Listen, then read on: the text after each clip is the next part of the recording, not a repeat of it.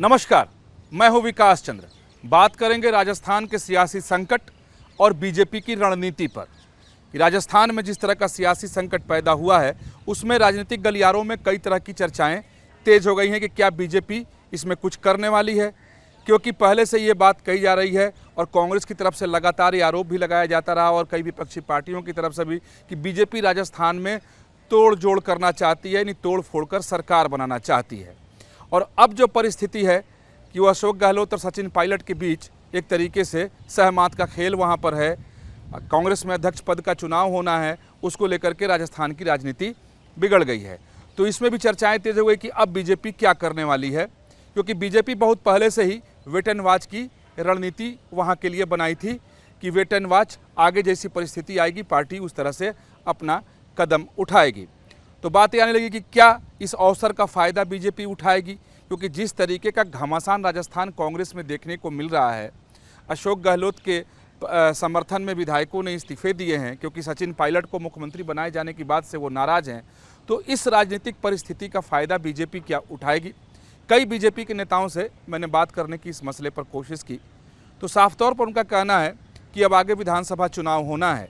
अगर ऐसे में बीजेपी तोड़ जोड़कर अगर वहाँ सरकार बनाने की कोशिश करती है तो हो सकता है कि सरकार न बने, बदनामी भी हाथ लग जाए और फिर सरकार बनाने के बाद चुनाव में उतरना ही है। और वहाँ की राजनीतिक परिस्थिति ऐसी है कि अगर आज चुनाव हो जाए तो आज ही बीजेपी वहाँ सत्ता में वापस आ जाएगी। तो ऐसे में वहाँ तोड़ जोड़ करने की ज़रूरत ही क्या है, बस तमाशा देखने की आवश्यकता है कि कांग्रेस में क्या कुछ चल रहा है। यानी बीजेपी अभी भी दूर से ही वहाँ जारी राजनीतिक ड्रामे को देखना पसंद कर रही है, उसमें हाथ डालना पसंद नहीं कर रही है। यही वजह है कि जो तमाम बीजेपी के राजस्थान के नेता हैं, जो केंद्र में मंत्री भी हैं, वो सभी लोग राजस्थान भेज दिए गए हैं और वहाँ से बैठ कर के वो लोग पूरे राजनीतिक परिस्थिति को देख रहे हैं और उसको मॉनिटर कर रहे हैं और पार्टी आला कमान को वहाँ से जानकारी भी मुहैया करा रहे हैं कि क्या परिस्थिति वहाँ की हो रही है। हालांकि अगर बात करें राजस्थान को लेकर के तो बीजेपी ने एक बड़े पैमाने पर वहाँ के लिए एक ब्लूप्रिंट तैयार किया है विधानसभा चुनाव के लिए कि किस तरह से बीजेपी वहाँ विधानसभा चुनाव के मैदान में उतरेगी, बीजेपी की क्या रणनीति होगी, कौन कौन से नेता वहाँ स्टार प्रचारक होंगे, किस किस संभाग में बीजेपी किस तरह से अभियान चलाएगी, किस किस जाति बिरादरी के कौन नेताओं को कहाँ कहाँ मैदान में तैनात किया जाएगा, आदिवासी समाज में कौन जाएगा, एससी समाज के लिए कौन किसे जिम्मेवारी दी जाएगी, बाकी शहरी क्षेत्र के लिए अलग व्यवस्था बीजेपी ने वहाँ बना कर रखी है। यानी कुल मिलाकर कहें तो बीजेपी ने अपनी रणनीति वहाँ पर बना ली है और वेट एंड वॉच की स्थिति में ही बीजेपी रहना, अपने को रखना ज़्यादा अच्छा समझ रही है। अगर अब बात करें तो आज की जो परिस्थिति है उसे बीजेपी अपने लिए अनुकूल मान रही है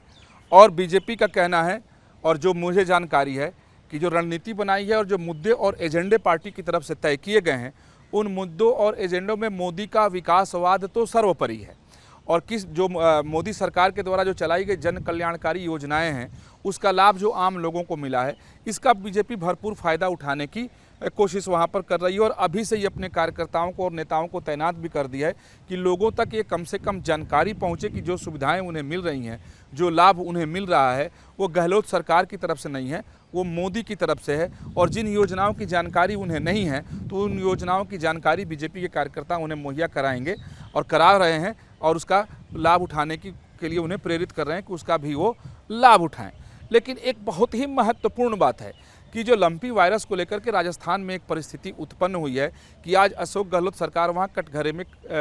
खड़ी नज़र आ रही है। आम लोग काफ़ी नाराज़ हैं क्योंकि गौएँ लगातार वहाँ पर मर रही हैं और ठीक ढंग से उसका मैनेजमेंट भी नहीं हो रहा है। जो गऊ के मरने के बाद जो व्यवस्था की जानी चाहिए राज्य सरकार उसमें भी लचर दिखाई दे रही है। तो अब बीजेपी इसका भी भरपूर फ़ायदा उठाने की कोशिश कर रही है आने वाले विधानसभा चुनाव में। तो जो मुद्दे और एजेंडे तय किए गए हैं कि मोदी के विकासवाद के साथ साथ बीजेपी राजस्थान में गौ और मंदिर के मुद्दे को उठाएगी मैदान में, इसके लिए पूरी तैयारी बीजेपी की तरफ से की जा रही है। जो जानकारी मिली है उसके मुताबिक सभी विधानसभा क्षेत्रों में बीजेपी की तरफ से ये लोगों से वायदा किया जाएगा, लोगों को ये भरोसा दिलाया जाएगा कि अगर बीजेपी सत्ता में आती है तो जितने भी जीर्ण शीर्ण अवस्था में मंदिर हैं उनका जीर्णोद्धार किया जाएगा, उनको नया रूप दिया जाएगा, साथ ही उनके साथ गौशालाएं बनाई जाएंगी। उस गौशालाओं का वित्त जो है सरकार के द्वारा दिया जाएगा और नए बिल्कुल मंदिर को नया बना करके उन लोगों को दिया जाएगा। यानी हर विधानसभा क्षेत्र में चाहे वो 2 मंदिर हों, 4 मंदिर हों, 5 मंदिर हों, बीजेपी उसका जीर्णोद्धार करेगी। इसके साथ ही जो जानकारी मिली है कि नए मंदिरों का निर्माण भी बीजेपी वहाँ बीजेपी सत्ता में आने के बाद कराएगी, क्योंकि जब वसुंधरा राजे की सरकार वहाँ पर थी तो लगभग 2500 यानी 2500 करोड़ रुपए बीजेपी ने वहाँ मंदिरों के रख रखाव और निर्माण कार्य पर तब खर्च किए थे और 125 के आसपास नए मंदिर बनाए गए थे और सैकड़ों मंदिरों के जीर्णोद्धार किए गए थे। लेकिन अशोक गहलोत की सरकार में कई सारे मंदिरों को तोड़ दिया गया, उनका ध्वंस कर दिया गया। उसके कई कारण थे। कई तो कहा गया कि अवैध ज़मीन पर बने हैं, सरकारी ज़मीन पर बने हैं, लिहाजा इस मंदिर को तोड़ दिया जाना चाहिए। लोगों के विरोध के बावजूद वैसे मंदिरों को तोड़ दिया गया। सड़क के चौड़ीकरण में मंदिरों को तोड़ दिया गया, कहीं पुल बनाने के लिए, कहीं फ्लाईओवर बनाने के लिए भी मंदिरों को तोड़ दिया गया। तो इसको लेकर आम लोगों में जो आक्रोश है, बीजेपी उस आक्रोश का लाभ उठाना चाहती है। और जिस तरीके से गायों की मृत्यु हो रही है, मौत हो रही है और लोगों में नाराज़गी है, उसको भी बीजेपी भुनाना चाहती है। यही वजह है कि विकासवाद के बाद गाय और मंदिर को बीजेपी आने वाले विधानसभा चुनाव में मुख्य मुद्दे के तौर पर उठाएगी और सभी नेताओं को कहा कि हर विधानसभा क्षेत्र में अलग अलग जाकर के बीजेपी के नेता इसकी घोषणा करेंगे। यानी हर विधानसभा का जो मंच होगा वहाँ से उसकी घोषणा की जाएगी कि मंदिरों का जीर्णोद्धार होगा, नए मंदिर बनाए जाएंगे, उन्हें वित्त दिया जाएगा और आगे गौओं की मृत्यु न हो, गौओं का रखरखाव ठीक ढंग से हो, इसलिए सभी मंदिरों के साथ गौशालाएँ बनाई जाएंगी। नए मंदिरों का निर्माण अगर होगा तो उसके साथ पाठशाला बनाई जाएगी, गौशाला बनाई जाएगी। यानी गाय और मंदिर के मुद्दे को लेकर इस बार बीजेपी राजस्थान विधानसभा चुनाव के मैदान में उतरना चाहती है और इस रणनीति को लगभग एक स्वरूप भी दे दिया गया है। यानी बीजेपी की रणनीति का अब ये हिस्सा हो गया है। और अभी की जो परिस्थिति राजस्थान की राजनीतिक परिस्थिति है, जो वहाँ एक पॉलिटिकल संकट, राजनीतिक संकट दिखाई दे रहा है, तो फिलहाल बीजेपी उससे अपने को दूर रखना चाहती है। हालांकि सारी जानकारी बीजेपी के प्रदेश के नेता लेकर के अपने आला कमान को भेज रहे हैं। पूरी जानकारी पार्टी के अध्यक्ष जेपी नड्डा को मुहैया करा रहे हैं। गृह मंत्री अमित शाह तक पूरी जानकारी पहुंच रही है कि वहां कब क्या कुछ हो रहा है और कांग्रेस पार्टी में क्या कुछ चल रहा है। लेकिन कई नेताओं से बात करने के बाद ये एक बात समझ में आई कि फिलहाल राजस्थान की राजनीति में बीजेपी टांग अड़ाना नहीं चाहती है, हाथ डालना नहीं चाहती है। बीजेपी चाहती है कि कांग्रेस के नेता आपस में खूब लड़ें और जो परिस्थिति उत्पन्न हुई है वो आम जनता के सामने और भी विकराल रूप में जाए कि सचिन पायलट और अशोक गहलोत में किस तरह से